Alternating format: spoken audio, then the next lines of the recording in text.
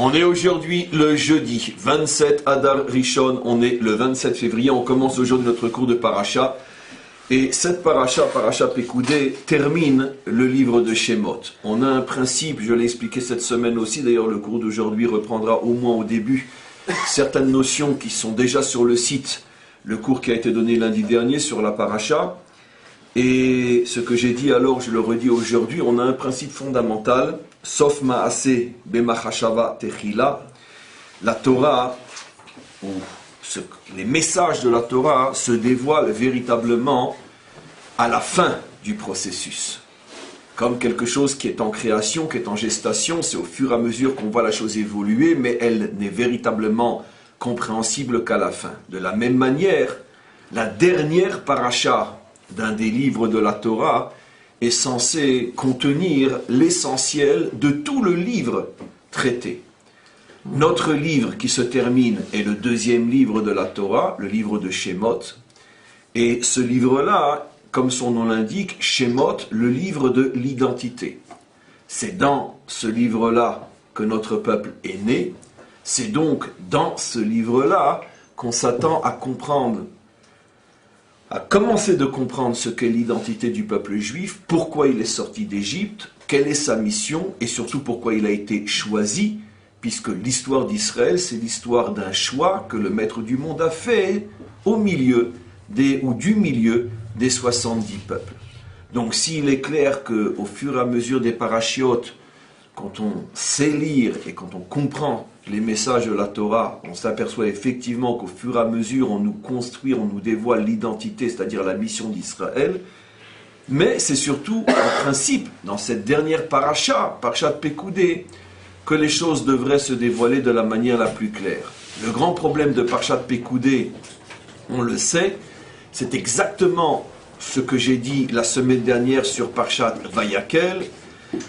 Ça semble être des répétitions qui n'en finissent pas. Rappelez-vous le cours de la semaine dernière, je pense à mon avis que ça a été l'un des meilleurs cours de Chumash que j'ai fait depuis fort longtemps, alors qu'au départ, comme je vous l'avais démontré, c'était une parcha qui était l'une des plus rébarbatives de toute la Torah. Ce que j'ai dit la semaine dernière, je peux le répéter cette semaine. Parashat Pekoudé, c'est encore plus saoulant que Parashat Vayakel. Et on répète, et on répète, et on répète, et on répète. On se demande combien de fois ils vont nous le dire. De là, vous avez une preuve que le bon Dieu était tunisien.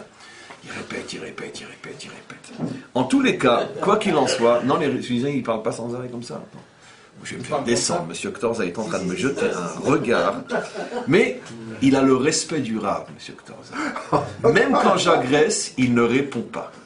Ça, c'est la grandeur d'un Tunisien. Ça, c'est l'avantage de l'âge. Mais il a la sagesse de l'âge, exactement. Voilà. Mais quoi qu'il en soit, j'ai le droit de blaguer, ça fait 15 ans qu'il est avec moi, il sait que je ne pense pas un mot de ce que je dis. Quoi qu'il en soit, donc, ces répétitions qui n'en finissent plus, et vraiment, c'est à se demander pourquoi. Alors bien sûr, on a un principe, vous le connaissez, et si dans mes cours de Chumash, je ne serais arrivé à ne vous faire passer que ce principe-là, je pense que j'aurais déjà réussi quelque chose de pas mal. Quand on ne comprend rien dans une paracha, qui il faut aller voir? Qui, à part moi, qui? Le Balatourim. Bravo, Michael. Le Balatourim. Le Balatourim, non, pas toujours Rashi. C'est-à-dire que Rashi, oui, bien évidemment, oui. Et Rashi a expliqué avant le Balatourim qui n'est que de la génération de ses petits-enfants à Rashi. Mais Rashi est encore un commentaire, on pourrait dire, très fermé, très caché. Il faut vraiment fouiller jusqu'au plus profond de ce qui se cache dans un Rashi pour avoir le mérite d'en extraire les diamants. Le Balatourim, lui, est déjà beaucoup plus direct. C'est-à-dire, il écrit d'une manière où tout de suite, il te suggère le diamant. Et c'est pour ça qu'il n'est pas forcément plus profond et plus révélateur que Rashi, mais il est plus facile que Rashi. C'est pour ça, parce qu'il est venu bien après. Et le Balatourim, effectivement, dans cette paracha, va nous révéler quelque chose d'extraordinaire. Un mot qui ouvre la clé de toute cette paracha, et on a pas mal de choses à voir aujourd'hui. Il nous fait remarquer que quand il est répété dans notre paracha quelles ont été les offrandes, c'est-à-dire les matériaux que tous les enfants d'Israël ont apportés pour pouvoir construire Le Mishkan, il fallait apporter du bois, il fallait apporter de l'or, de l'argent, du cuivre, des tentures, des peaux de bête, des ficelles, des clous, il fallait apporter toutes sortes de choses. Il nous fait remarquer que lorsqu'ils ont fini d'apporter, le mot qui est utilisé dans la Torah, c'est Vayechal, Aham Le'avi. Vayechal. Ils ont terminé. Or, le Baal HaTurim nous fait remarquer, et c'est sa spécialité, que ce mot-là est un mot rare dans la Torah pour parler d'une chose qui se termine. Le mot qui aurait dû être utilisé, surtout pour une action comme celle-là, Veigmeru. Vegamru bnei Israël mele'avi. Ils terminèrent d'apporter. Simu c'est déjà moins biblique, c'est déjà plus de l'hébreu moderne. Mais l'igmor est un mot biblique. Et qui va beaucoup mieux dans le contexte de terminer d'apporter.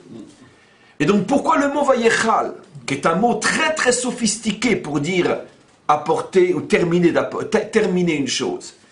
Et il nous fait remarquer que finalement les deux endroits dans la Torah où ce terme est utilisé, c'est lorsque Dieu termine la création du monde, Vayechulu, Hashamayim va'aretz, notre kiddush, le ciel et la terre furent terminés. Le mot utilisé, c'est pas Venigmeru, mais Vayechulu, et on va tout de suite comprendre pourquoi. Et de même, quand ils ont terminé d'apporter tous les matériaux nécessaires à la construction du Mishkan, il est dit aussi Vayichal Ha'am. Là, c'est un singulier parce que Ha'am, c'est un mot au singulier, le peuple, comme en français, bien qu'il est composé de nombreuses personnes. Et donc, quelle est la relation? Le Baal HaTurim nous dit, il ouvre la porte, il entrouvre la porte, mais après, il est déjà beaucoup plus facile de continuer à l'ouvrir. Il nous dit pourquoi le même mot pour nous faire comprendre que le monde n'a véritablement été terminé que lorsque le Mishkan a été construit. Ça veut dire que le monde était en attente d'être terminé, mais véritablement il a été terminé lorsque le Mishkan, le tabernacle a été fait. Bien sûr, on peut se poser une question, oui, non, non, oui, parce qu'on nous dit quand même là-bas, Veillroulou, le monde a été terminé. Alors, c'est pas parce que c'est le même mot que tu vas dire qu'il a fallu attendre plus de 2000 ans pour qu'il soit terminé, puisque déjà là-bas, on nous dit qu'il est terminé. À cette question que je demande, le Baal HaTurim ne répond pas. Mais évidemment qu'il fait un minimum, on pourrait dire appel à notre connaissance, à notre intelligence, pour répondre nous-mêmes aux questions qu'il n'a pas pris la peine d'évoquer pour nous parce qu'il nous fait confiance et il comprend que nous-mêmes on va trouver la réponse à cette question. Et effectivement, c'est le Baal HaTurim qui a raison. Parce que là-bas, dans le texte de la création, ce qui a été terminé, c'est la Bria, mais pas la Asiya. Comme il est dit dans le récit de la création, Bereshit bara Elohim. Le récit de la création parle du monde de la Bria. Je vais expliquer bien sûr dans quelques secondes. Tandis que chez nous, regardez, des dizaines de fois il est dit au sujet de la construction du Mishkan, Veya'asu, Veya'asu, Veya'asu. Et ils firent, ils firent, ils firent. Et quand on dit ils firent, c'est le mot Asiya qui est utilisé. Et la preuve que le Baal HaTurim a raison, c'est que dans le récit de la création, dans le Vayechulu, c'est bien. Comment se termine le Kiddush, Vayechulu Hashem va'aretz, Asher bara Elohim la'asot. De nombreux cours ont été construits sur ce verset-là ces derniers temps.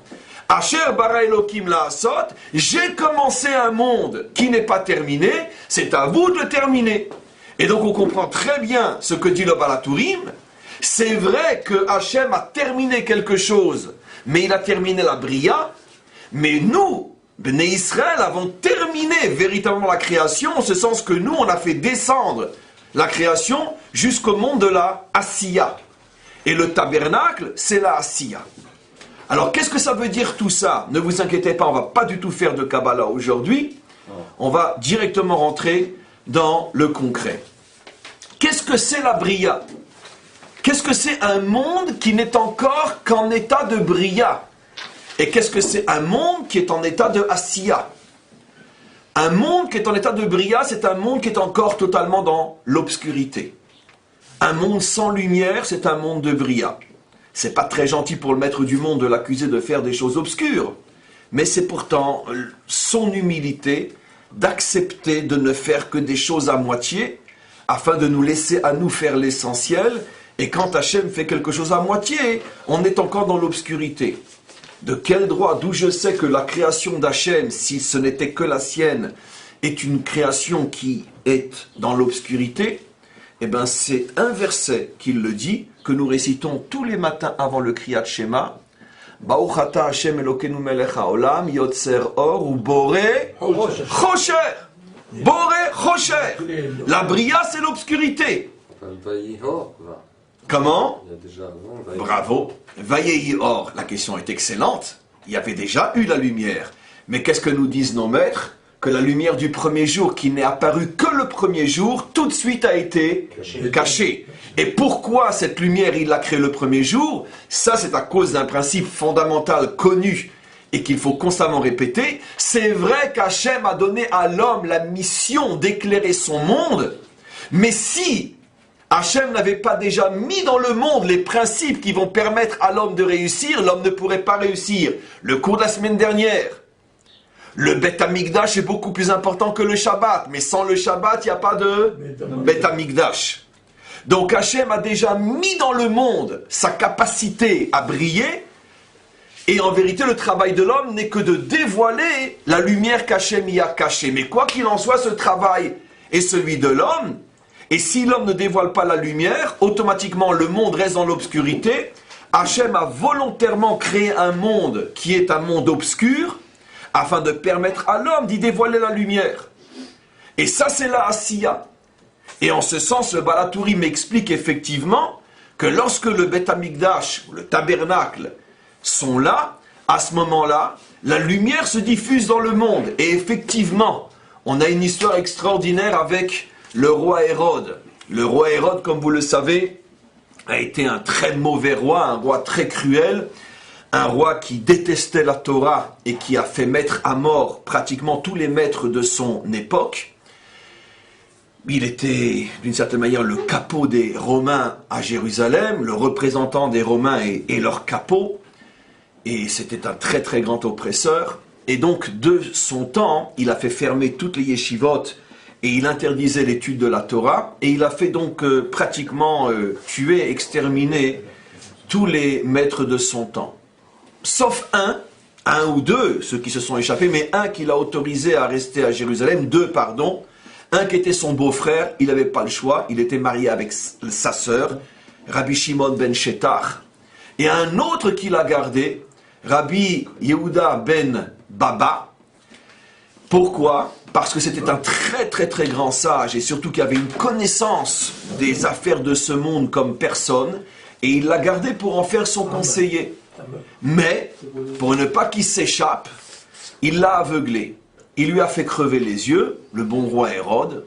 Il lui a fait crever les yeux et il l'a gardé comme conseiller. Rabbi Yehuda ben Baba, ou Bouta, je ne me rappelle pas. Rabbi Yehuda ben Baba. Et donc, voilà que ce conseiller est à ses côtés. Et un jour, le roi Hérode lui-même a voulu tester la confiance, la fidélité de ce conseiller, parce que peut-être qu'il me donne des conseils pour me faire chuter, me faire tomber. Et donc il s'est entraîné à changer sa voix, et il est venu lui parler comme quelqu'un, parce que évidemment Hérode avait des milliers d'ennemis, puisque c'était un despote. Il est venu lui parler comme quelqu'un qui voudrait prendre conseil auprès de ce maître pour voir et savoir comment se révolter contre Hérode. Et donc il est venu lui parler, et le Rav a dit « Non, je suis désolé, je ne suis pas la bonne adresse pour ça ».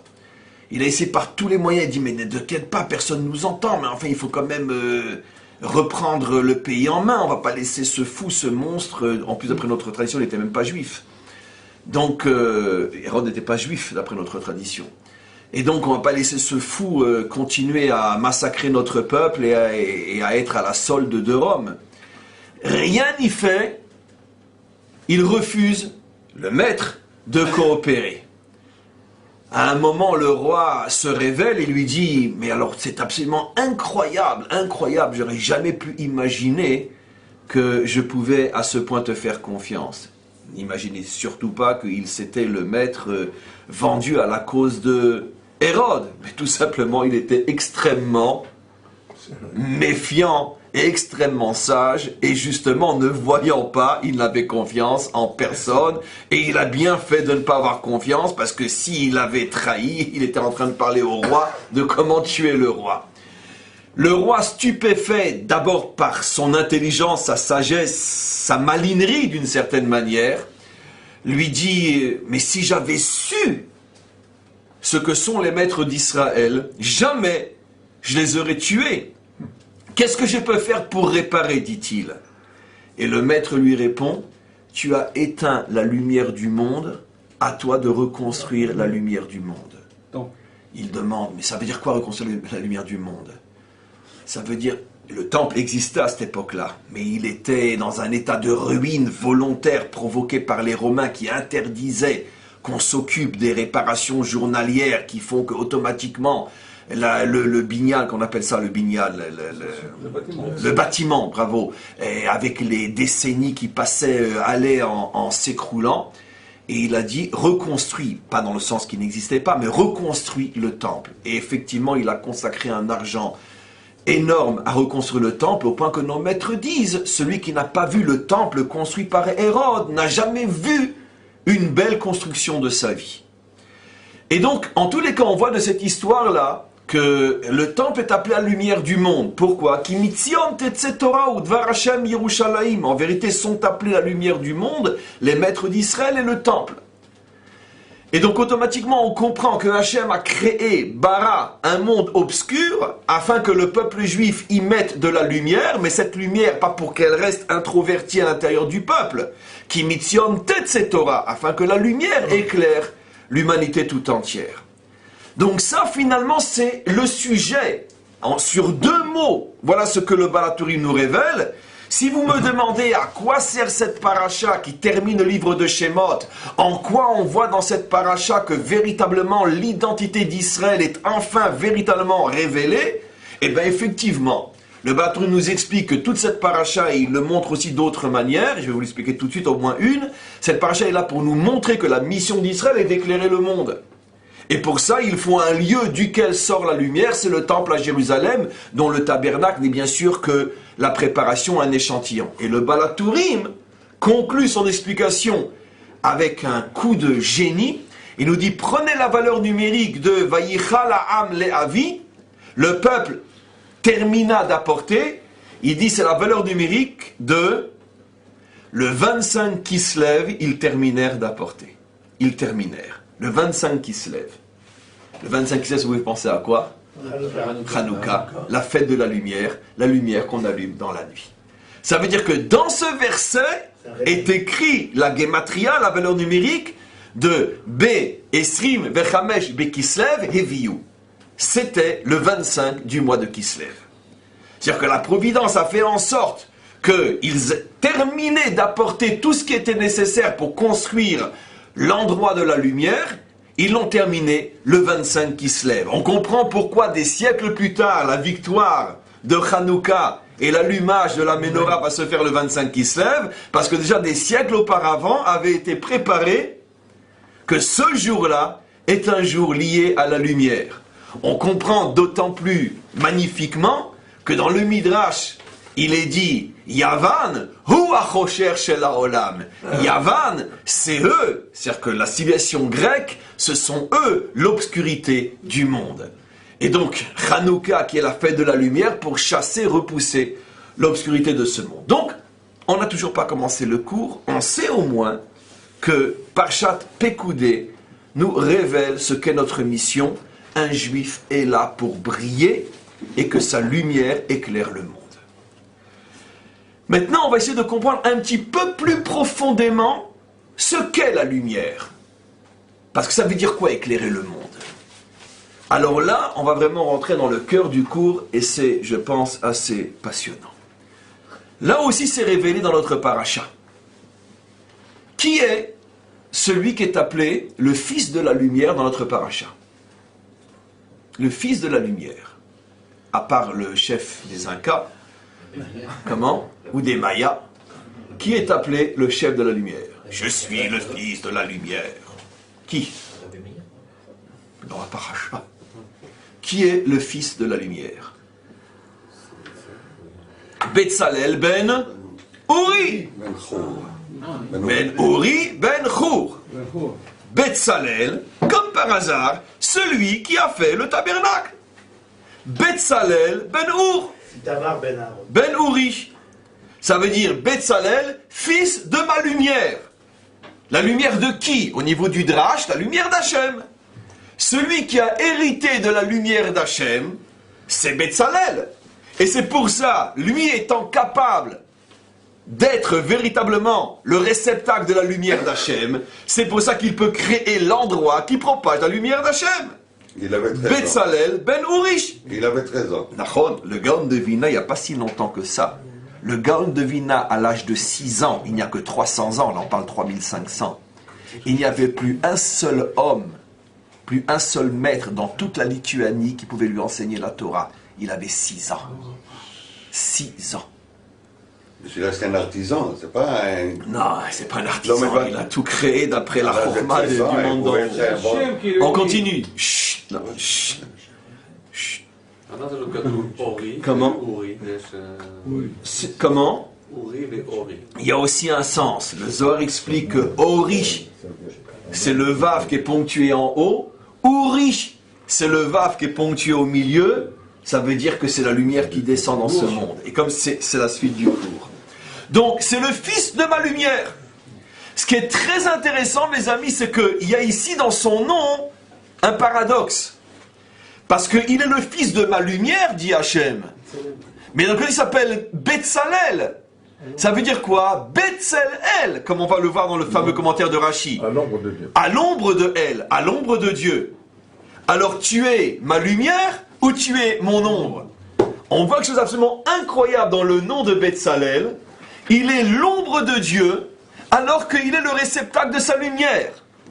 Est-ce que le réceptacle de la lumière ne serait-il pas justement l'ombre? Je répète. La lumière, c'est ce qu'il y a dedans. On vient de dire que Betzalel est le réceptacle de la lumière d'Hachem. Mais un réceptacle, c'est ça. Un réceptacle peut être fait comme ce verre en carton, il peut être fait comme un autre en cristal, il peut être fait en argent, il peut être fait en or. De quoi est fait le réceptacle qui contient la lumière d'Hachem? La Torah nous répond, il est fait d'ombre. L'ombre est le réceptacle de la lumière. Betzalel ben Uri. On n'a toujours rien compris, mais on va avancer. Autre indication, il y en a deux autres au pluriel. Il est aussi ben Chour. Ben Uri, ben Chour. Qui était Chour? Le beau-frère de Myriam, non? Le fils de Myriam. Le fils de Myriam, pardon. Le neveu de Moshe, fils de Myriam. Donc il est le réceptacle ombragé qui contient la lumière, fils du fils de Myriam. Et de quelle tribu il est? Les Maté Yehuda. Yehuda, la tribu des rois. Ah, Caleb Ben Yefounes, c'est vrai, c'était son mari. Les Maté Yehuda de la tribu des rois. Donc on a deux indications extrêmement importantes qui vont nous permettre de comprendre pourquoi il est devenu le réceptacle de la lumière. Dans son nom est expliqué tout ce qu'on doit comprendre sur le personnage. Il est le réceptacle parce qu'il est de l'ombre, donc il peut contenir la lumière. Mais pourquoi lui a-t-il pu être le réceptacle de la lumière? Parce qu'il est Ben Chour, fils de Myriam, enfin descendant de Myriam, qui elle-même appartient à la tribu de Yehuda. Non, Myriam était une Lévi, alors pourquoi elle appartient à la tribu de Yehuda? Parce que son mari était Caleb Ben Yefouné, était le prince de la tribu de Yehuda. Et comme la tribu se transmet par le mari et non par la mère, par le père et non par la mère, la judaïté par la mère, mais l'appartenance familiale par le père, donc parce que son arrière-grand-père était le prince de la tribu de Yehuda, Chour, Uri et Betzalel sont eux aussi des princes de Yehuda. Donc, on commence à voir un petit peu plus clair. Maintenant, ce qu'on va essayer de comprendre, c'est pourquoi le réceptacle, après on comprendra tout, mais on va commencer par le bas, pourquoi le réceptacle s'appelle-t-il l'ombre? Afin de le comprendre, Rashi nous l'explique au tout début de la paracha, en nous faisant remarquer une fois de plus ce qui a été le sujet de base de tout mon cours de la semaine dernière, c'est que dans l'énoncé de l'ordre à respecter dans la construction du Mishkan, il y a une pagaille au point qu'on n'y comprend plus rien, dit Rashi. Il y a des fois, on voit que l'ordre est de commencer par l'arche, après la table, après la menorah, après l'autel en or, et après les poteaux, et après les tentures. Donc on va des ustensiles à la maison. Et il y a autant de fois dans les mêmes parachiotes, y compris dans notre paracha, où deux passages se suivent et se contredisent dans la même paracha la nôtre. Il y a un passage de 5-6 versets où il est clairement dit que Dieu dit à Moshe, construis l'arche, la table, la menorah, l'autel en or et après la maison. Et 2 versets plus loin, le même passage où il est dit, et ils construisirent la maison et après les ustensiles. Alors Rachid dit, je ne comprends pas. Ce phénomène se répète dans toutes les parachutes qui parlent du Mishkan. Rachid dit, je voudrais une fois pour tout comprendre. Est-ce qu'on a commencé par les ustensiles ou on a commencé par la maison? Rachid nous dit, ça a été précisément le sujet d'une grande discussion entre Moshe et Betzalel. Moshe est venu a dit à Betzalel, comme c'est marqué dans différents endroits, et encore dans notre paracha, tu construiras l'arche, puis tu construiras la table, puis après la menorah, puis après tous les ustensiles, et enfin, quand tu auras terminé les ustensiles, tu construiras le pourtour, tu construiras la maison. Betzalel lui dit, Moshe, es-tu sûr que c'est ce que Hachem t'a dit? Pourtant, minago shel olam, ça c'est le mot clé dans Rashi.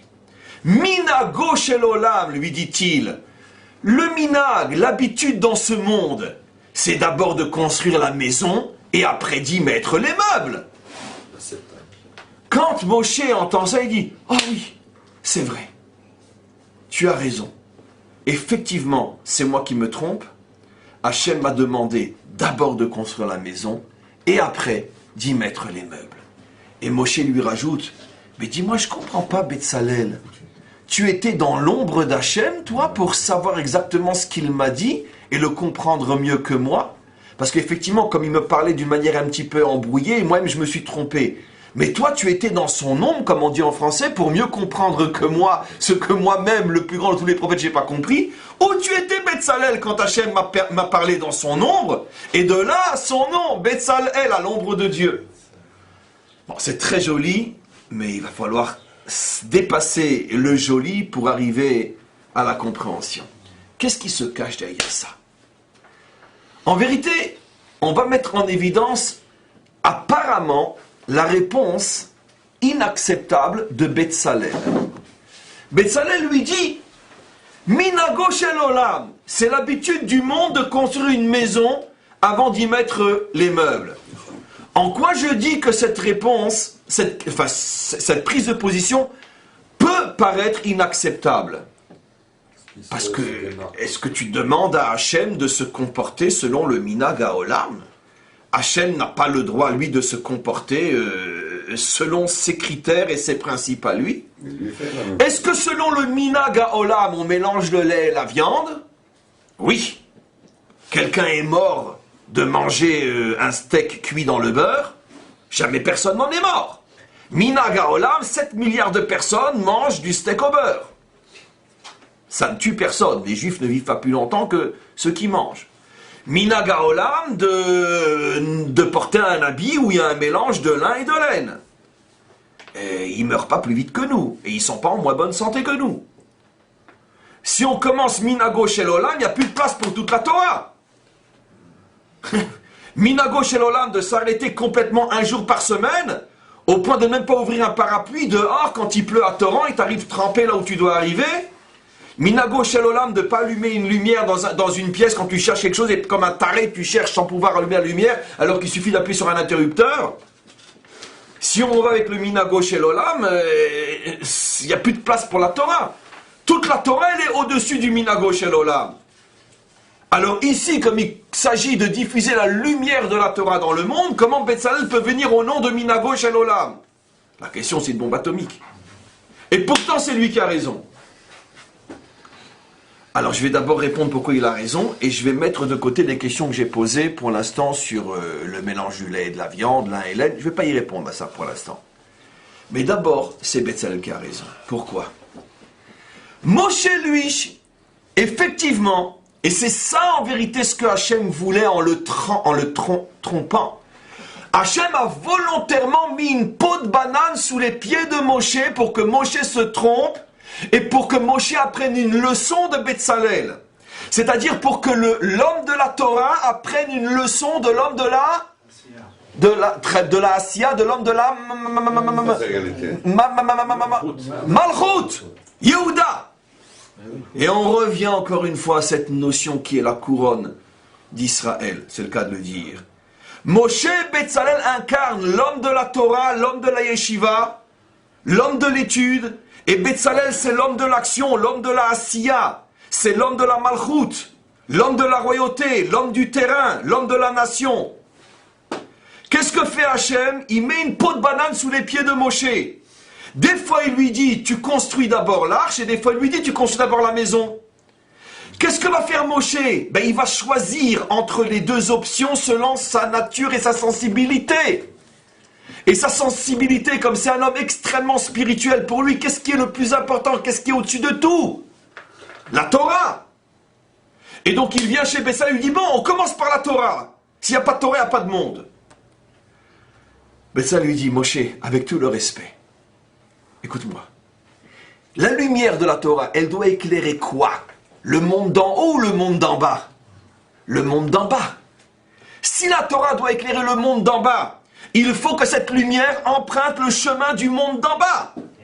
Tu ne peux pas expliquer en français, tu ne peux pas expliquer en chinois quelque chose à un français. C'est impossible. Parce que s'il comprend le chinois, c'est plus un français. Donc si tu veux lui expliquer quelque chose qu'il comprenne, il faut l'expliquer dans sa langue. Betzalel dit, Moshe, toi tu as une vision de la Torah qui est trop haute par rapport à ce monde. C'est sûr que l'idéal c'est la Torah, mais c'est pas comme ça que ce monde fonctionne.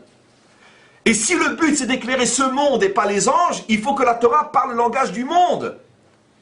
Descends un petit peu de ta tour d'ivoire, rentre sur le terrain. Et dans notre monde, Minago Shel Olam, qu'est-ce que l'homme fait d'abord? La maison ou les meubles? La maison. Le contenant avant le contenu. Et tu dois tenir compte du fait que dans ce monde, l'homme n'a pas ta sensibilité. Tu ne peux pas dans ce monde dire que étudier la Torah protège plus le peuple juif que de se battre avec une arme. Tu ne peux pas le dire parce que même si c'est vrai, parce que c'est oui vrai, même si c'est vrai, le monde ne peut pas le comprendre. Or si tu parles ce langage, les juifs ne vont pas te suivre. Et ils vont tous abandonner la Torah. Parle le langage du monde. Dans ce monde, on fait la guerre avec un fusil, pas avec une Gemara. Donc automatiquement, parle le langage de ce monde. Donc construis d'abord le contenant, c'est-à-dire construis d'abord une nation solide, avec une terre, avec des institutions, avec une armée, avec une économie, des gens qui travaillent, et après, dedans, mets-y la Torah. Mais tu ne peux pas commencer par la Torah, c'est impossible. Qu'est-ce qu'a fait le maître du monde? Il a d'abord créé le corps de Adam, et quand le corps d'Adam était terminé, qu'est-ce qu'il a fait? Il y a mis l'âme. Ça, c'est le langage de la Malchut. Je vous apprends un nouveau, ça fait 100 ans qu'on n'arrête pas de le répéter. Et la création elle-même. La création aussi, d'abord 6 jours de semaine, bravo, et après seulement le Shabbat. Et, Vaïerev, Vaïvoker, d'abord l'obscurité, après la lumière. Seulement le problème, c'est que comme Moshe incarne lui la Torah à l'état pur, et comme Moshe en vérité a raison que l'essentiel c'est la Torah, là où Moshe se trompe, c'est qu'il ne comprend pas que même si c'est vrai, ça ne se dit pas comme ça. Il faut être capable de le dire d'une manière que le monde puisse le comprendre. Et le monde n'acceptera jamais que la force d'Israël, c'est la Torah plus que l'action sur le terrain. C'est impossible. Ou je vais le dire d'une autre manière, si Israël voit que tout le monde est impliqué sur le terrain, Alors petit à petit, Israël commencera à respecter, à aimer aussi la Torah, jusqu'au point où Israël comprendra ce qui est évident, évidemment vrai, que finalement la seule vraie force d'Israël, c'est la Torah. Mais Betzalel enseigne à Moshe que pour amener le peuple à la Torah, il faut d'abord passer par l'extériorité, par le monde extérieur. On ne peut pas arriver directement à l'intériorité. Moshe lui dit, waouh, mais c'est vrai, t'as raison. Hachem m'a dit aussi qu'il fallait commencer par la maison. Finalement, c'est moi qui ai choisi de dire qu'il fallait commencer par l'arche. Mais je comprends, il m'a mis une peau de banane. Il voulait m'apprendre ce que tu es, toi, Betzalel, fils de Yehuda. Toi, tu es la Malchoute. Tu étais donc dans l'ombre d'Hachem. Ça veut dire quoi? Pour avoir la lumière dans ce monde, il faut parfois être capable d'être un petit peu dans l'ombre. Si tu veux que tout Israël étudie la Torah, il faut d'abord passer par un tout Israël qui est impliqué matériellement, concrètement dans ce monde. L'ombre, c'est être impliqué dans ce monde. La lumière, c'est être à la yeshiva en train d'étudier. Moshe dit tout le monde à l'étude. Betzalel lui répond, mais non, si tu veux un jour que ton peuple respecte la Torah, amène-le d'abord dans l'ombre de l'extériorité et finalement, ne t'inquiète pas, comme sa nature est attachée au maître du monde, de l'extériorité, il arrivera à l'intériorité. Voilà le magnifique message que nous livre cette paracha. Voilà une paracha tellement rébarbative qui cache une fois de plus le plus grand de tous les secrets qui jusqu'à aujourd'hui, par la grande majorité de ceux qui étudient la Torah, n'est pas encore compris. C'est Betzalel qui avait raison, c'est pas Moshe. On fait de l'ombre pour recevoir la lumière, et pas le contraire. On n'a pas le droit de tenir dans ce monde un langage que le monde ne peut pas entendre. Le monde n'acceptera jamais qu'on lui dise que l'arme spirituelle est la plus importante de toutes. Prouve-le-moi.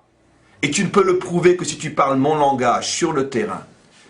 Parce que quand je vais voir sur le terrain que moi je suis un soldat qui n'étudie pas la Torah, qui ne fait rien, et que moi, après une mission, qu'est-ce que je fais? Je m'allonge sur mon lit et puis je commence à écouter de la musique, n'importe quoi, peu importe, ou à regarder des photos de filles ou je ne sais quoi, ou à parler de honnerie avec mes voisins de chambre.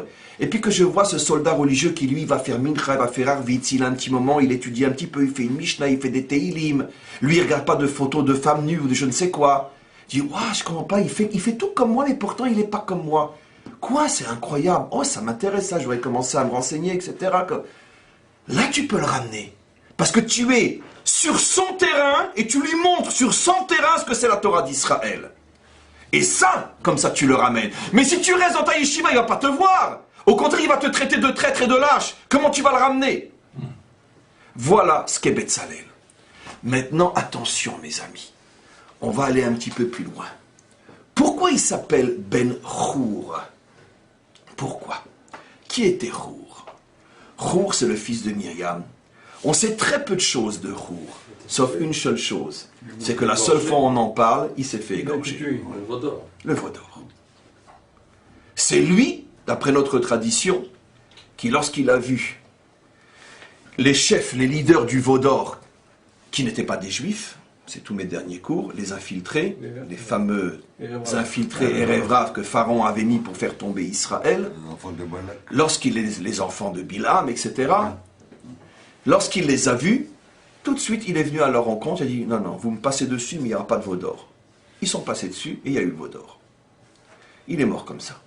Le Zohar dit, au moment où ils l'ont égorgé, une voix du ciel est sortie et a dit, c'est de tes enfants que sortira celui qui sera le constructeur de ma lumière dans le monde. C'est-à-dire que d'après le Midrash et le Zohar, c'est pas seulement le Zohar, c'est le Midrash aussi dans le Midrash Rabbah, d'après le Midrash, la récompense, entre parenthèses, de Chour, pour cette Messirut Nefesh, pour ce don de soi qu'il a fait, c'est que ce sont de ses entrailles qu'est sorti celui qui a été choisi. Mais ça, c'est juste, mais c'est le pshat.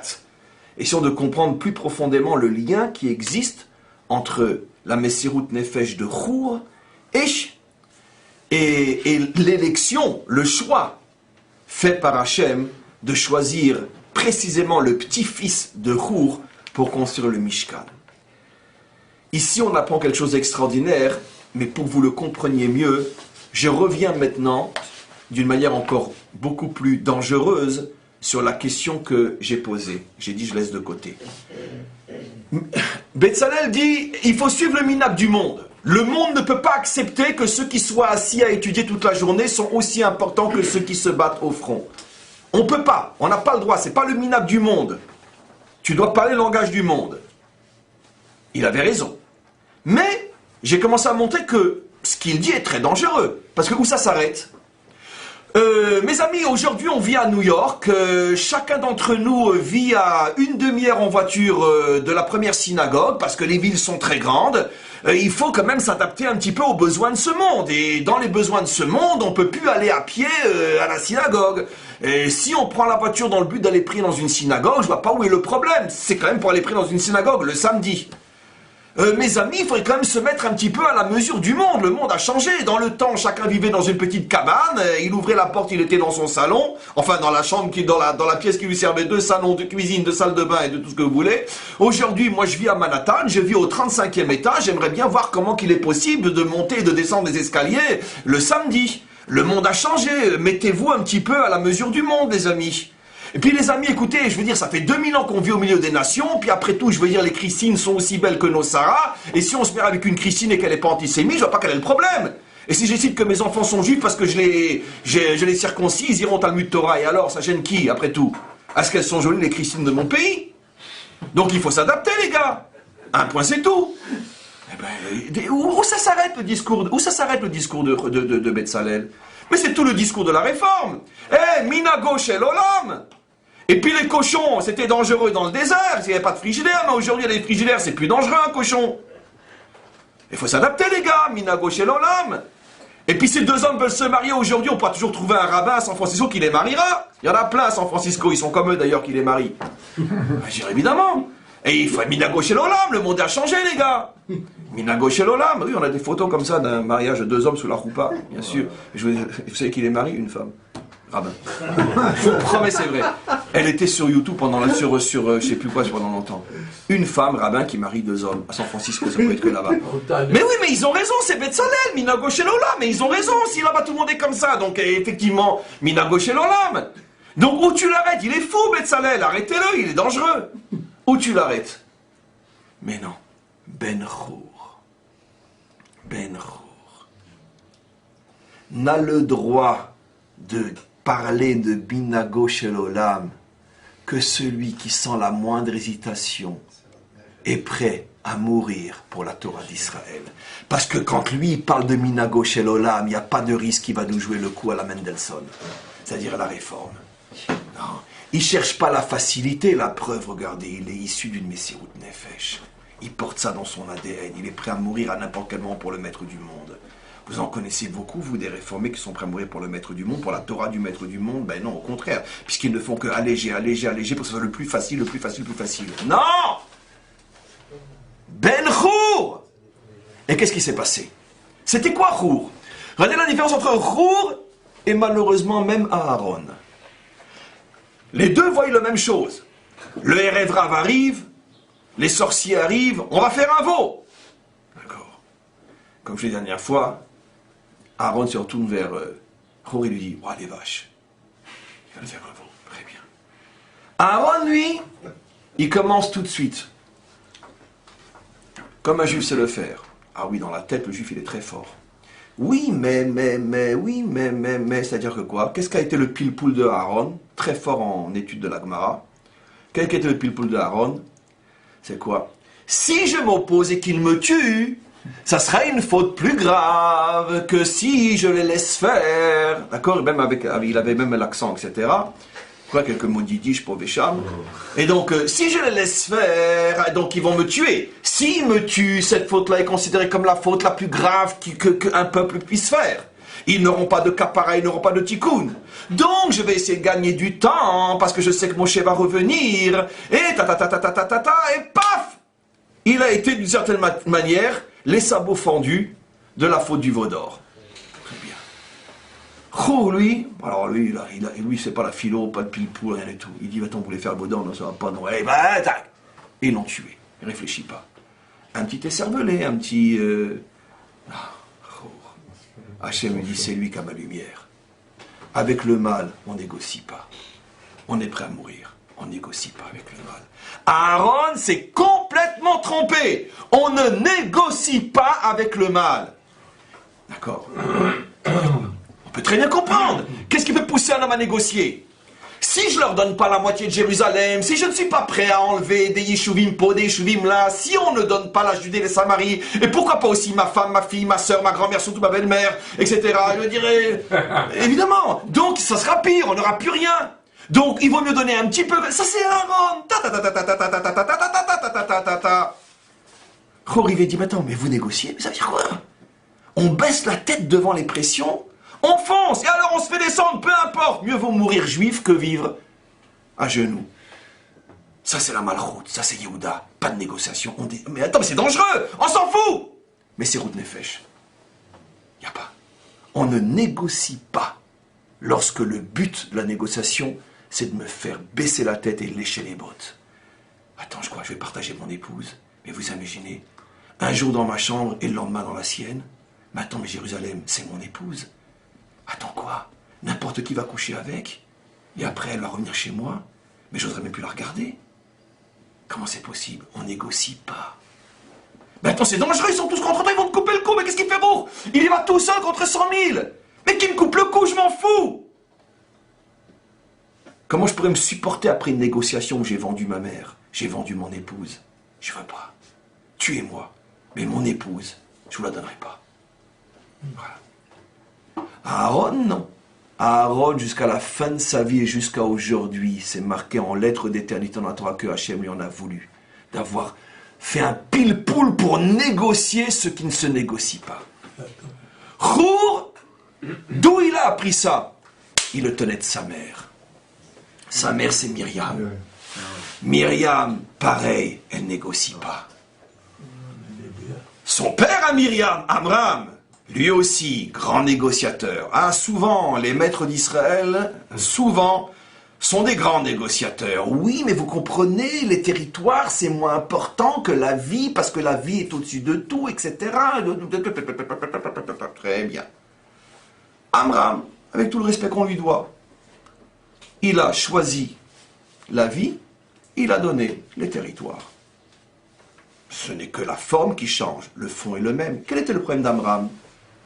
Si on continue à avoir des enfants, à ce moment-là, on va continuer à, finalement, à donner la possibilité de les tuer. Et comme le devoir, je fais aussi avec l'accent, comme le devoir de se marier et d'avoir des enfants n'est qu'une mitzvah importante, c'est vrai, mais une mitzvah de la Torah, et que d'un autre côté, Pikuar Nefesh Doché et Takol, le fameux Pikuar Nefesh des territoires à négocier, à rendre ou à prendre ou à ce que je sais quoi.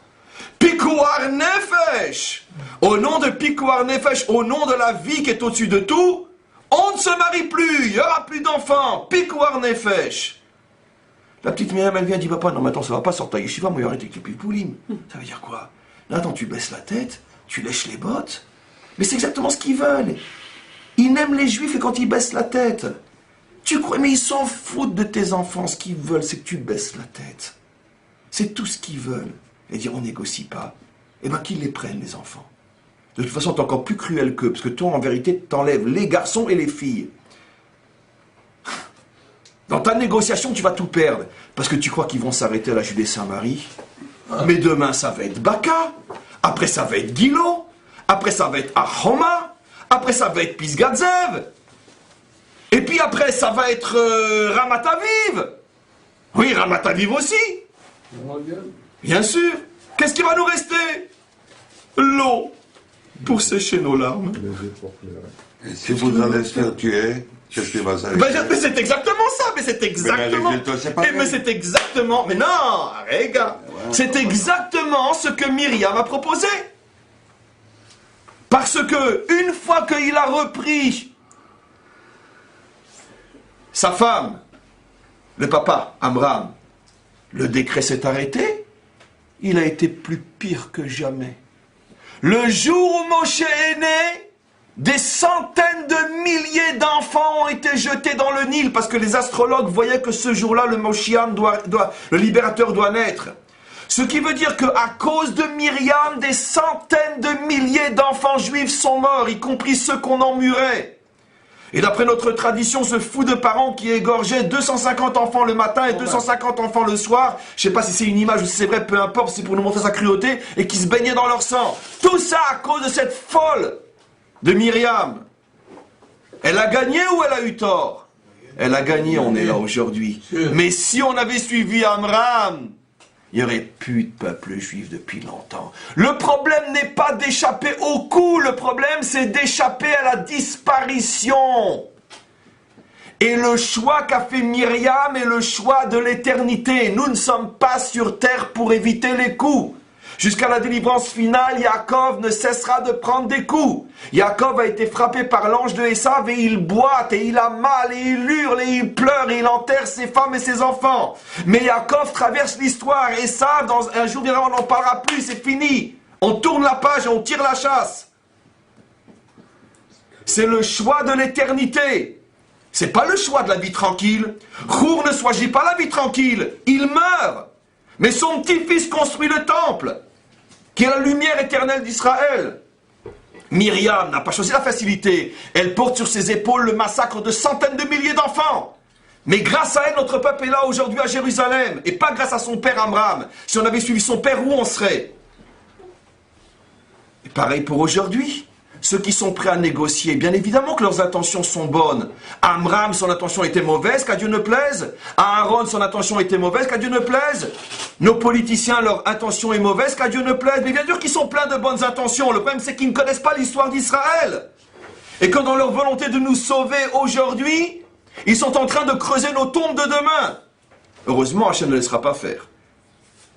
C'est évident que tout le monde est plein de bonnes intentions. Amram était le Gadol Hador. Et ceux qui ont dit dans les années 90-91 qu'il faut signer les accords d'Oslo parce que la vie est plus importante que les territoires. Oui. Combien de bus ont sauté à cause de cette décision-là? Ils étaient remplis de mauvaises intentions, qu'à Dieu ne plaise. C'est les Gdolé Hador. Personne ne peut aimer les Juifs autant que eux les aiment. Et pourtant leur décision était du type Amram. Heureusement qu'eux-mêmes après ont reconnu que c'était plus actuel. Parce que sinon, il n'y aurait plus de peuple juif. Ça ne serait pas des bus qui auraient sauté, c'est des villes entières qui auraient sauté si on n'avait pas fait un petit peu marche arrière. Évidemment. Donc, quand on est un Ben Chour, un Ben Myriam, et qu'on est de la tribu de Yehuda, pareil. C'est quoi la tribu de Yehuda? Nachshon Ben Aminadav. On est devant la mer. Tout le monde commence à négocier. Moshe, il commence à négocier avec Hachem, il prie. C'est un religieux, lui, évidemment. Les petits jeunes écervelés qui ont fait un petit peu de sport de combat et qui ont des muscles, ils disent on va se battre. Très bien. Les lâches, ils disent bon, on va jeter dans l'eau. Pas pour l'ouvrir, pour jeter. Les pires que les lâches, ils disent bon, on va se rendre, on va réduire des esclaves. Nachshon, il voit ça, il dit mais attendez, mais arrêtez, ça veut dire quoi ça? On continue, le projet ne s'arrête pas, on fonce. Tout le monde lui dit, mais attends, mais t'es malade, il y a de l'eau. Vous voyez de l'eau, moi je vois rien. Hachem m'a dit, on y va, on y va. Ils peuvent monter, descendre, il n'y a rien. Hachem nous a ramenés sur notre terre. C'est pour nous la redonner d'un bout à l'autre. Ah, des océans entiers se dressent contre nous. La Malchoute dit, je ne vois rien, je fonce. C'est elle qui gagne. Le problème, c'est que malheureusement, les époques ne sont pas toujours les mêmes. Aujourd'hui, s'il y a un seul Nachshon Ben Aminadav, il va se noyer. Vous savez pourquoi? Parce que personne ne va le suivre. Au contraire, ils l'arrêteront, ils le mettront en prison avant même que... Voilà. Mais ça, c'est la Malchoute. Alors évidemment, on parle de la Malchoute comme une chose... il était une fois l'histoire de la Malchoute. La Malchoute a disparu de notre peuple depuis 2000 ans. La Malchoute est malade, comme on le voit dans Shir HaShirim. Cette fameuse femme qui se plaint qu'elle est malade, qu'elle supplie son prince charmant de venir la chercher, de la guérir. C'est qui, dit le Zohar? C'est la Malchoute d'Israël. C'est la seule chose finalement qu'on a perdue en Galoute. La Torah, on ne l'a pas perdue. On a produit les plus grands géants de notre histoire précisément en Galoute.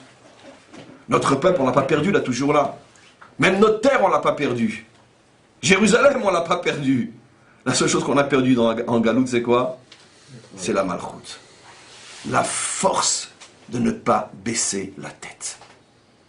La force de ne pas baisser la tête, même lorsque l'on sait que ça nous met en danger réel, certain, immédiat. C'est le courage qu'a eu Myriam, c'est pour ça qu'elle est devenue l'épouse d'un roi. C'est le courage qu'a eu Chour. C'est le courage qu'a eu Nachshon ben Aminadav.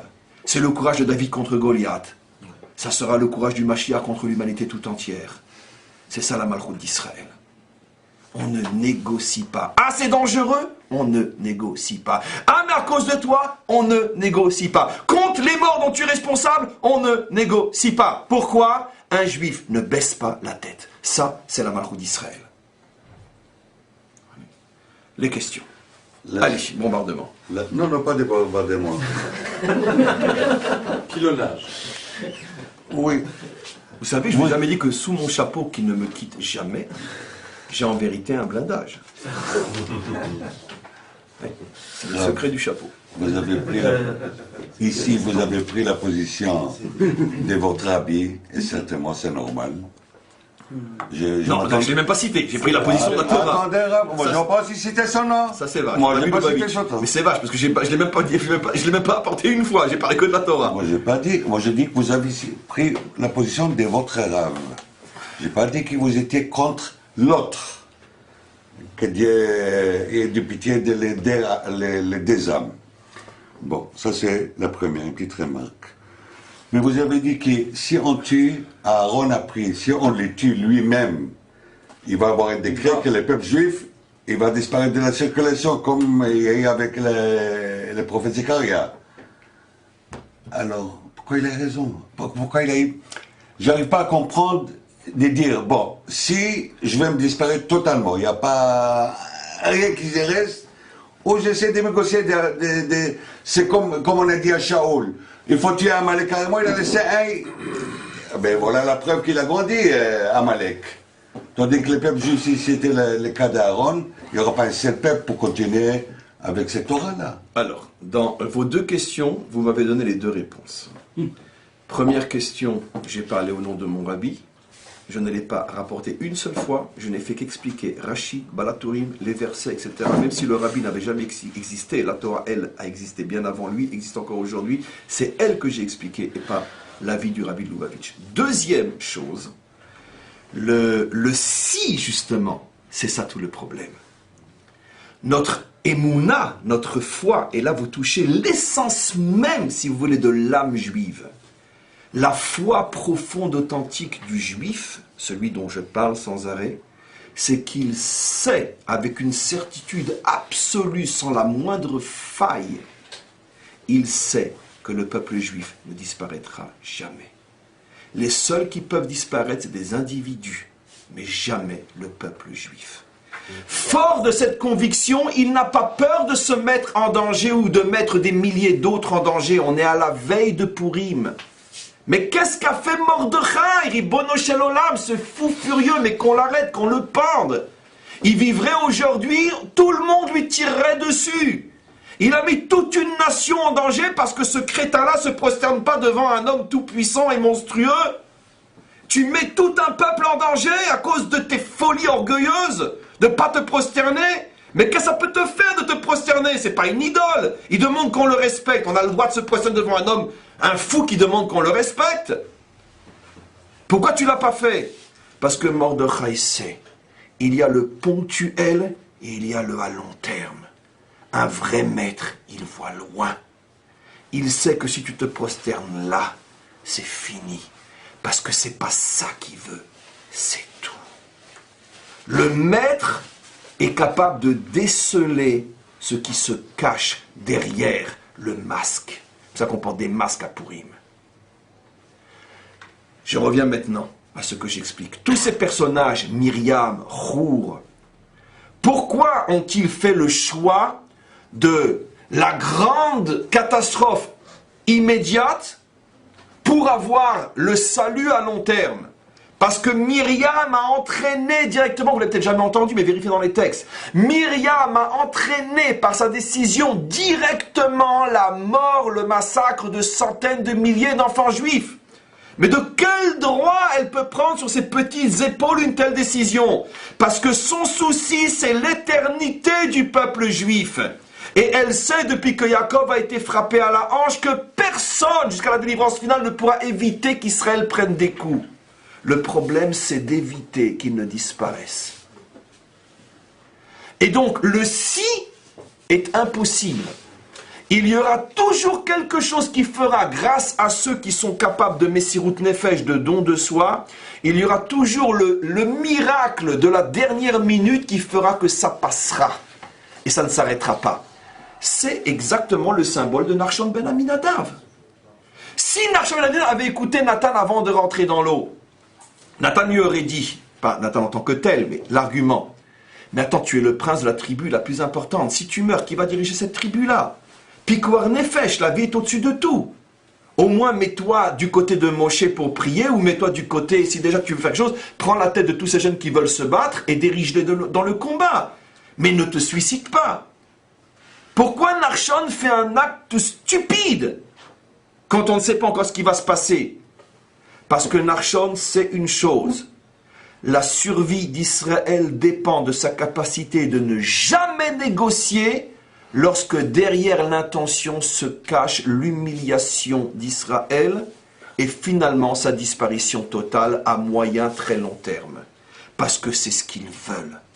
Est-ce qu'il y a un homme sur terre qui doute de véritables intentions de nos voisins? Est-ce qu'il y en a un seul qui doute de leurs véritables intentions? Non. Et donc, on ne peut pas jouer avec le feu. Si tu commences, tu ne sais pas où ça va s'arrêter. Tu rentres dans un principe que tu ne vas plus pouvoir contrôler parce que tu t'habitues à vivre la tête baissée. Et comme le juif a malheureusement une nature à en faire sa seconde nature, de vivre avec la tête baissée, le peuple juif est en danger s'il s'habitue trop vite à baisser la tête. Donc, si Aaron s'était opposé, je sais que je vais vous énerver en répondant comme ça, mais je vais vous répondre, il y aurait eu un phénomène inattendu au dernier moment qui fait qu'il ne l'aurait pas tué. La mer se serait ouverte. Mais tout le courage d'Aaron aurait te dire, je ne réfléchis pas, je ne sais pas, je ne comprends pas, je vais à la catastrophe, mais je ne négocie pas. On ne fait pas l'idolâtrie dans le peuple que l'on m'a confié. Moshe m'a confié ce peuple, je vais le laisser être idolâtre alors qu'on vient de recevoir la Torah. Ils vont me tuer, je m'en fous, c'est pas mon problème. Je ne négocie pas. Il aurait dit, vas-y, tirez, ils n'auraient pas tiré. Ils n'auraient pas tiré. Quand le Rayat, le beau-père du Rabbi, était dans les cachots du KGB, et qu'ils lui ont pointé un revolver sur leur tête, sur sa tête, et ils lui ont dit, où tu me dis où sont cachées toutes les écoles, tous les mikvés, qui sont tous les shochatim de Leningrad, où on te tire une balle dans la tête, il les a regardés droit dans les yeux, il a dit, mais qu'est-ce que vous croyez? Ce petit joujou ne peut impressionner que celui qui a plusieurs dieux et un seul monde.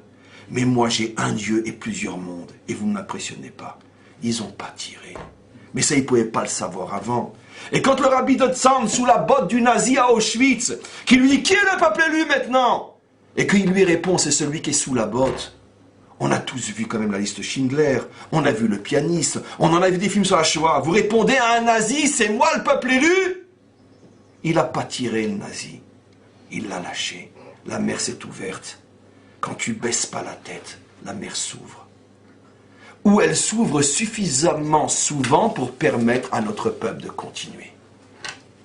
Elle se serait ouverte devant Aaron. Le problème, c'est qu'on a tellement peur de le faire qu'on se trouve 1000 raisons pour justifier, cacher comme une feuille de vigne, cacher notre nudité, cacher notre peur.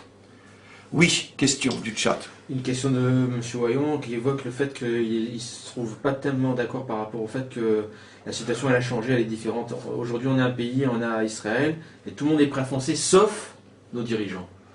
Je ne suis pas forcément d'accord. Je suis par contre d'abord d'accord sur le fait que le problème c'est plus les dirigeants que le peuple, mais malgré tout, par souci d'honnêteté, je rajouterai ce que j'ai dit hier dans le séminaire Chai, qui est d'ailleurs sur le site exceptionnellement. J'ai rajouté hier qu'avant de juger trop méchamment nos dirigeants, on doit avoir un petit peu de on pourrait dire, de sagesse ou d'humilité, et de se dire qu'eux-mêmes sont soumis à de telles pressions, eux-mêmes voient ce que nous ne voyons pas, dans le sens qu'ils savent à quel point la situation est catastrophique.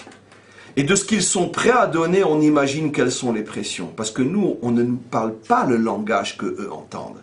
Parce que chez nous, c'est dilué, qu'on appelle ça de l'homéopathie. Parce que sinon, on ne pourrait pas supporter. Mais nos dirigeants, ils sont face au monstre. Et le monstre, croyez-moi, il leur parle le langage très clair. Ah, vous voulez pas? D'accord? C'est la fin du pays. Voilà, c'est la fin. 10 ans, il n'y a plus rien. On vous lâche, on vous crève, on vous explose. C'est comme ça qu'ils parlent, attention, hein. Ah oui, comme ça. Pas quand ils sont assis devant les caméras, mais dans les coulisses. Donc, je comprends nos dirigeants qui disent, dans une situation où on va tout perdre, mieux vaut les calmer en jetant la Judée-Samarie. D'accord.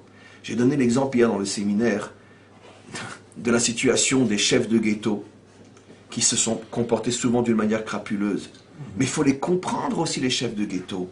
Les Allemands venaient, ils disaient, écoutez, de toute façon, vous allez tous crever. D'accord? Et puis d'abord, dès qu'ils rentraient dans la pièce, d'abord, ils tuaient 3-4 personnes au hasard pour mettre l'ambiance, comme ça que ça se passait, puis après, ils négociaient avec ceux sur lesquels ils n'avaient pas encore tiré. Bon, maintenant, asseyez-vous. Alors, ou vous nous donnez la liste de tous les vieux, ou on flingue tout le monde. J'aimerais pas être à leur place, parce que qu'est-ce qu'ils se disent? Bon, de toute façon, les vieux, ils vont crever. Si on donne les vieux, peut-être qu'entre-temps, les Russes vont arriver et qu'on va sauver les jeunes. Et c'est ça, Aaron! Oui, mais ta. J'aimerais pas être à leur place, parce que eux, ils étaient là quand les Allemands sont rentrés. Ils ont dit, dans 10 heures, à 10 heures, on doit vous parler. Tout le comité est là. Ils sont tous assis, tous les Juifs sont là, les Boches rentrent, il en reste 5. Maintenant, on va parler. Ça, nous, on n'a pas vu. Donc, quand après, ils vont donner la liste des vieux, on va dire, ouais, les monstres, collabos, machin. C'est vrai, c'est des monstres et des collabos, peu importe. C'est pas vraiment ce que je pense. Mais de l'autre côté, on était face à leur pression, nous. Nos dirigeants vivent aujourd'hui exactement la même chose. C'est difficile à croire, mais je vous garantis que c'est la même chose. Et de temps en temps, pour confirmer ce que je dis, on nous lâche des brides. Je ferai tout pour qu'il n'y ait pas d'embargo. Ça veut dire que nous, ils nous parlent d'embargo. Imaginez-vous ce qui se cache derrière. Si nous, on entend le mot embargo, eux, ils entendent déjà Troisième Guerre mondiale, nos dirigeants. Donc, je peux comprendre du peu que nous, on entend ce que eux entendent directement. Donc, je peux comprendre qu'ils pètent les plombs et qu'ils sont prêts à donner leur grand-mère. Je ne les justifie pas. Je dis simplement qu'on n'est pas à leur place pour les juger sans pitié. Parce qu'on n'est pas à leur place. Donc, encore une fois, je ne pense pas que tout le peuple est prêt à être un Chour ou un Arshon ben Aminadav, car c'est évident que une grande partie des Israéliens pensent très très sincèrement que si on négociait, on aurait enfin la paix. Et donc je ne pense pas qu'il n'y a que des Arshon ben Aminadav dans ce pays. Et quant à nos dirigeants, c'est beaucoup plus compliqué parce que eux, de toute façon, c'est plus un problème de négociation, c'est un problème de revolver sur la tempe.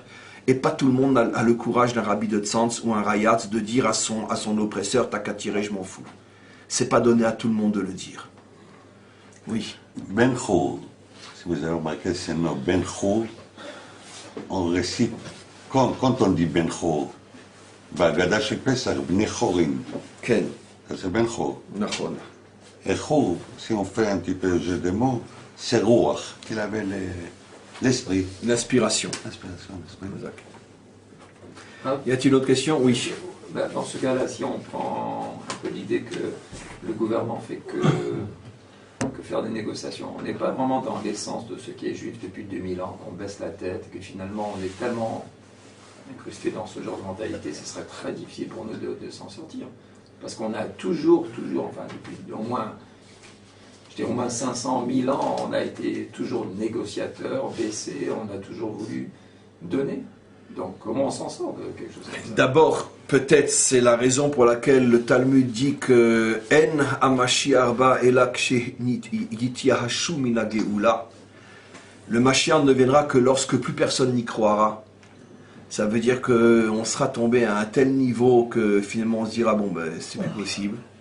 Et à ce moment-là, il y aura le miracle de la délivrance. Mais n'attends pas des miracles. Et non, je ne parle pas d'un miracle des papillons qui sont en éléphant. Le miracle d'un homme, le plus grand des miracles, c'est pas ce qu'on croit. Le plus grand des miracles, c'est un homme, un juif courageux. Ça, c'est un miracle. Courageux dans le contexte de l'histoire juive. Parce qu'évidemment qu'on a eu toute notre histoire, et aujourd'hui encore, n'en parlons pas, des hommes d'un courage inimaginable à l'armée ou ailleurs. Je parle du courage qu'il nous manque depuis 2000 ans, seul contre le monde entier. Ce courage-là, qui n'a existé que très peu de fois dans notre histoire, David, Mordechai, et j'imagine encore 1 ou 2 ou 3 ou 4 ou 5 ou 6 ou 1000, peu importe, mais ça reste une très petite minorité. Ce courage de dire, la situation elle est ce qu'elle est, on est seul contre tous. Mais le premier, ça a été Abraham, sur lequel il est dit, Echad aya Abraham, ou me'ever echad ve'kol ha'olam be'ever hasheni. Abraham l'unique, lui est seul contre tous. Donc on a commencé notre histoire avec ce courage. Le problème c'est que l'exil nous l'a fait disparaître. Et le miracle c'est qu'on le retrouve. C'est en ce sens-là que je parle de miracle. En sens quelque chose qui n'est absolument pas naturel, auquel on n'est pas habitué.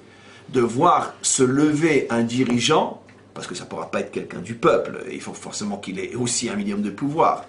Quelqu'un qui arrivera à la tête de notre peuple, qui sera capable d'être suivi par notre peuple, alors qu'apparemment, il nous amène à une confrontation contre toutes les nations, dans un premier temps. Ça, c'est un véritable miracle, ça se produit dans notre peuple, mais c'est de cette manière-là que va se produire la délivrance. Je pense, d'une manière très pessimiste, je le dis avec beaucoup d'ironie, quand je suis pessimiste, que le maître du monde va nous aider à arriver à cette situation. Comment ? Il va amener notre peuple à un tel désespoir de se rendre compte que de toute façon, quoi qu'on fasse, on n'arrive plus à se mentir à nous-mêmes et à vouloir voir leur masque parce que le masque est tombé depuis longtemps. Quand on n'aura plus le choix, qu'on se rendra compte que de toute façon, ce qu'ils veulent, c'est pas la moitié de Jérusalem, mais c'est tous les Juifs dans la mer. Et quoi qu'on fasse, ils auront toujours une nouvelle revendication. Quand on va leur donner la moitié de Jérusalem, ils se rappelleront que Gilo est aussi à eux. Et quand on leur donnera Gilo, enfin ils commenceront d'abord par Achoma, et après qu'ils aient Gilo, Achoma, ils se rappelleront qu'aussi Pisgadzev, Givatzev, et après ils arriveront jusqu'à quoi? Ramat Eshkol aussi. Et quand ils auront Ramat Eshkol, ils se diront, mais attends, mais Baka aussi, et Katamon, n'en parlons pas. Et quand on se rendra compte que de toute façon, quoi qu'on fasse, ce qu'ils veulent, c'est notre peau. Alors je pense que dans ce contexte-là, Israël fera se lever le Mashiach et il leur dira, écoutez, de toute façon, qu'est-ce qu'on a à perdre? Si vous me suivez, c'est la catastrophe. Vous ne me suivez pas, c'est la catastrophe. Alors catastrophe pour catastrophe. Au moins choisir la catastrophe de la dignité. Suivez-moi. Et ils le suivront et il n'y aura pas de catastrophe. Il y aura des coups terribles, mais pas de catastrophe. Moi, je suis pas d'accord. Oui. Le courage. Olivier, ça fait longtemps que tu es pas entendu. C'est de ne pas renoncer à la paix et à la vivre avec la justice. Il n'y a pas de paix. Alléluia. L'éternité d'Israël. C'est dommage que ce genre de réflexion ne se font pas un dimanche matin. Parce que tout son cœur, on dirait Alléluia. On parle aussi de la paix, de vivre en paix en Israël. Eh, pas de dispute. Pas de dispute, mes Ça fait partie amis. des messages des prophètes d'Israël. Je suis désolé. Non, monsieur. Si. Eh bien, j'accepte ton point de vue. Malgré les difficultés, on ne doit pas renoncer à cet objectif de vivre en paix en Eh, quelqu'un a parlé ici de renoncer à l'objectif de vivre en paix. Vous parlez que de guerre, vous parlez que de vision négative. Non. Vision négative. Non. Je peux parler maintenant? Très bien, sans me mettre en colère. La dernière fois, je me suis emporté avec Nathan, je le regrette. Je demande pardon au public. Maintenant, je ne m'emporte pas. Qui n'est pas facile. Je peux parler? Très bien.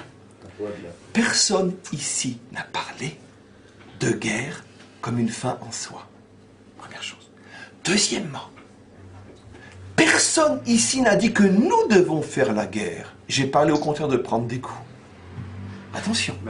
Je n'ai pas dit une seule fois nous devons nous battre contre eux. Rour ne s'est pas battu, il a été égorgé. Nachshon ne s'est pas battu, il était prêt à se noyer. J'ai parlé de Messirut Nefesh, d'être capable de donner sa vie pour ne pas baisser la tête. Et toi, tu comprends dans mes propos, guerre, c'est intéressant. Est-ce que tu as écouté ce que j'ai dit ou tu as entendu ce que tu penses? La situation, par exemple, qu'il y avait dans les ghettos, à la situation qu'il y a en Israël aujourd'hui. Alors, c'est quand même différent, c'est pas la même chose. Le C'est pas problème. la même chose. Non, mais bien évidemment.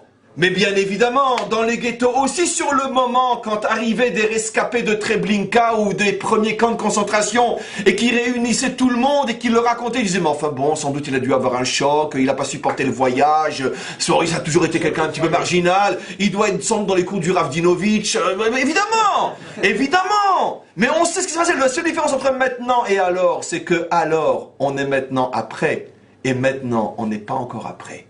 Mais si on arrive à après en te suivant toi, un jour viendra où on racontera l'histoire d'aujourd'hui.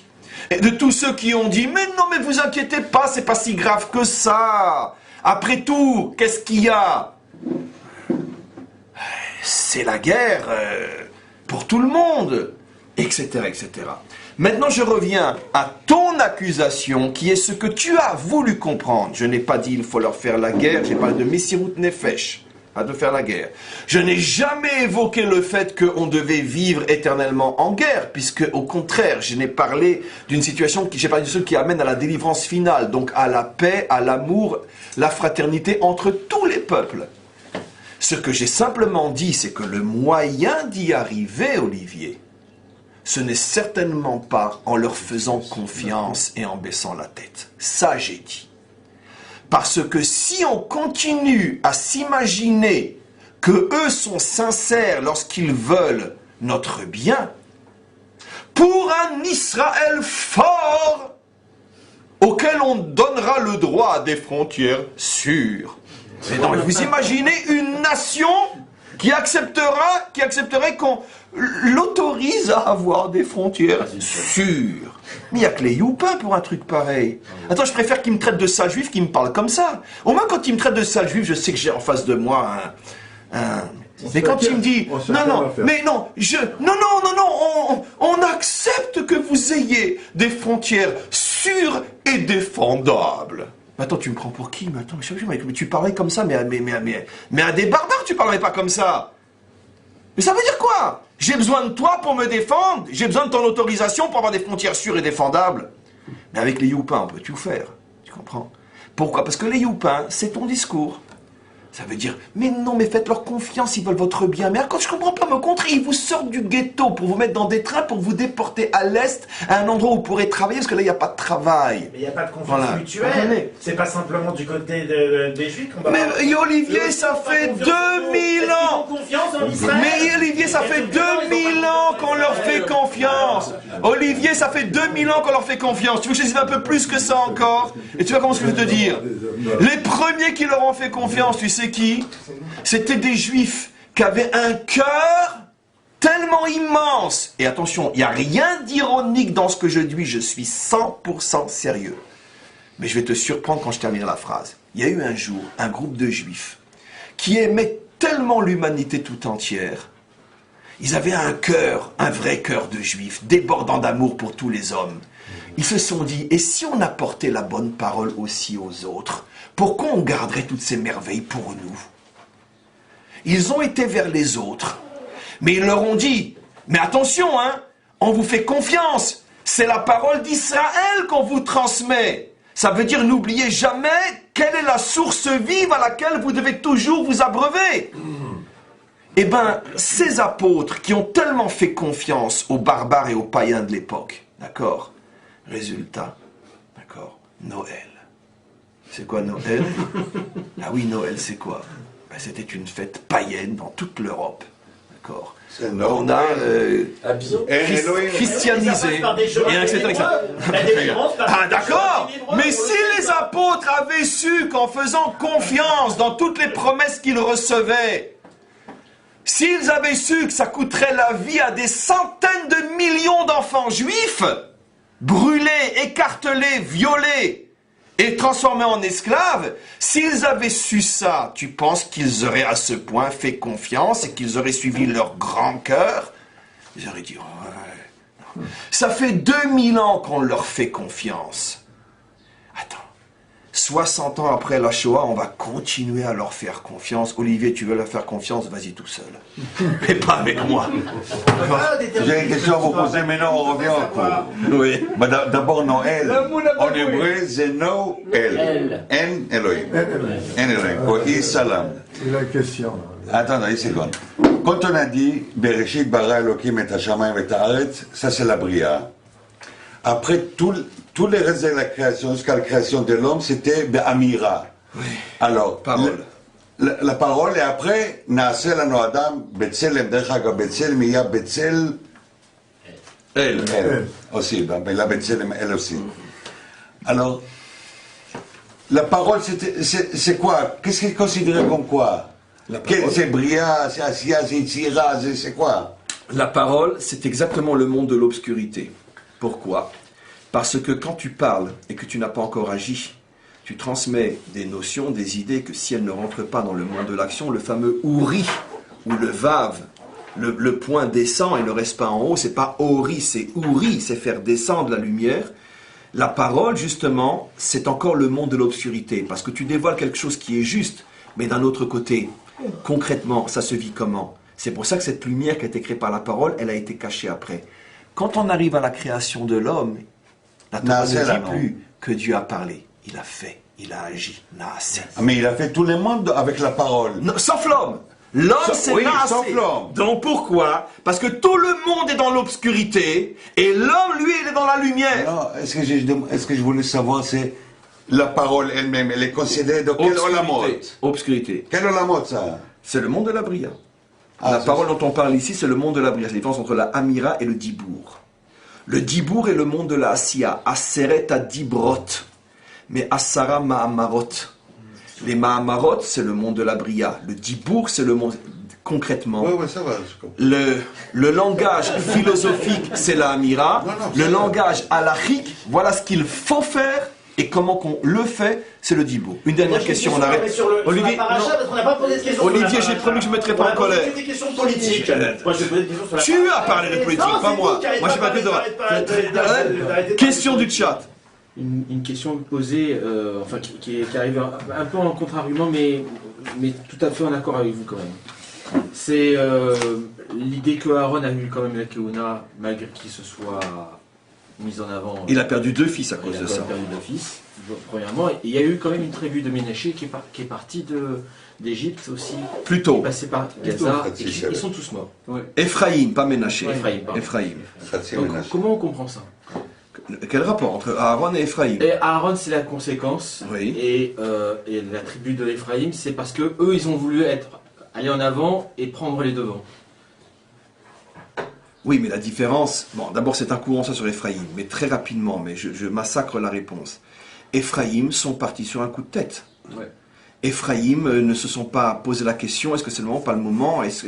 Ils n'ont pas demandé à Moshe ou à Aaron, c'est bon que c'était Aaron, ils ont pris l'initiative, et en plus, ce qui est beaucoup, beaucoup plus grave, c'est cette initiative de sauve-qui-peut individuelle, sauver leur tribu. C'était pas une action nationale, c'était pas une action de, au moins proposer à tous ceux qui veulent les suivre. Ils sont partis tout seuls. Et ça, Hachem ne leur a pas pardonné. C'est la différence aussi, parce que pourquoi je fais allusion, mais bon, je me piège même parce que j'ouvre des portes qui nécessiteraient des milliers d'heures de cours. Sur le problème d'Ephraïm, certains disent, ceux qui sont contre ce qui s'est passé et se passe, vous voyez bien, la tribu d'Ephraïm sont sortis avant le libérateur, ça leur a pas porté chance. Oui. Mais avec tout le respect que je dois à ces grands, je me permettrai de dire, et c'est très risqué ce que je dis, mais vous n'avez rien compris à la Torah, messieurs. Parce que c'est pas seulement ça le problème d'Ephraïm, c'est qu'Ephraïm, lui, a été puni parce qu'il est sorti tout seul. Ils ont laissé toutes les tribus crever. Tandis que ceux qui sont sortis maintenant, il y a 150 ans et 180, etc., n'ont pas arrêté de demander à tout le monde de les suivre. Et si beaucoup ne sont pas sortis, c'est parce qu'ils n'ont pas voulu suivre. Mais le discours n'était pas, allez, on va sauver les juifs russes, ou on va sauver les juifs polonais, ou on va sauver les juifs de Cracovie, ou on va sauver les juifs de Moscou. Non! C'était on va sauver les Juifs du monde entier, que la majorité n'a pas voulu suivre, c'est leur problème. Donc c'est pas du tout le même cas que les Bnei Ephraïm. Malheureusement, l'exemple des Bnei Ephraïm est constamment cité par les anti qui veulent, etc. Mais parce qu'ils n'ont rien compris à la Torah. C'est une Torah falsifiée qui est dans leur bouche. Non! Et l'autre argument, c'était sur Aaron. Comment? L'autre argument, c'était sur Aaron qui a reçu la Keuna malgré tout. Il l'avait déjà reçu. Il l'avait déjà. Il l'avait déjà. Aaron avait déjà été choisi pour être le Cohen déjà depuis, Rachid nous dit, depuis la rencontre de Moshe au moment du Sné. Il avait déjà. Au contraire, Rachid nous dit qu'il a failli tout perdre. C'est Rachid. Tout perdre. Moshe a prié pour que le décret ne reste que sur 2 de ses enfants. Donc il avait déjà la Keuna. En faisant le veau d'or, il a failli tout perdre. Et Moshe est intervenu pour qu'il garde la moitié. On comprend? Qu'il garde la moitié. Mais dans l'optique que vous avez dit au début de votre propos, concernant la vision de Moïse, qu'il fallait Moshe, qu'il fallait construire les instruments du temple avant le plan d'ensemble. Okay. Alors qu'après, vous avez dit que Betzalel, finalement, il avait une vision d'ensemble avant de construire les instruments, etc. Oui. Or, nous savons dans la Torah que les 2 paroles c'est l'ivraie Elohim, c'est-à-dire que c'est les paroles de Dieu. Alors, finalement, qu'est-ce que ça veut dire? Est-ce que c'était important d'avoir d'abord le plan d'ensemble, ou est-ce que c'est important d'avoir... Rachid répond. Rachid dit, regarde Rachid, que Moshe a dit lui-même à Betzalel, c'est toi qui as raison, ce que tu dis, c'est effectivement ce que j'ai entendu. Ça veut dire c'est moi qui n'ai pas voulu bien entendre. Parce que j'ai été selon mes tripes. Et mes tripes me faisaient choisir plutôt la parole qui parlait des ustensiles avant. C'est-à-dire qu'en vérité, oui, Hachem lui a parlé des ustensiles avant, mais pas dans le sens de halakha. Il lui a parlé en général de ce qu'il devrait y avoir dans le tabernacle. Mais quand après Hachem a utilisé le langage de la halakha, quoi faire? Il a parlé d'abord de la maison avant l'ustensile. Mais comme Moshe avait une nature à mettre la Torah en premier avant tout le reste, il ne s'est souvenu que du premier discours, pas du discours halachique. De toute façon, s'il n'y a pas de laisse-moi terminer. S'il n'y a pas de Macom, comment on peut installer les non, je comprends. Non, mais non. Mais si, Moshe pensait. On n'a pas de temple, on n'a pas des instruments. Voilà, Moshe pensait qu'on peut reconstruire les instruments du temple, etc. Mais non, mais Moshe pensait qu'on construirait les instruments, qu'on les laisserait dans une tente qui n'est pas le tabernacle. Après, on construit le tabernacle, après on amènerait les ustensiles. Mais on commencerait par construire les ustensiles.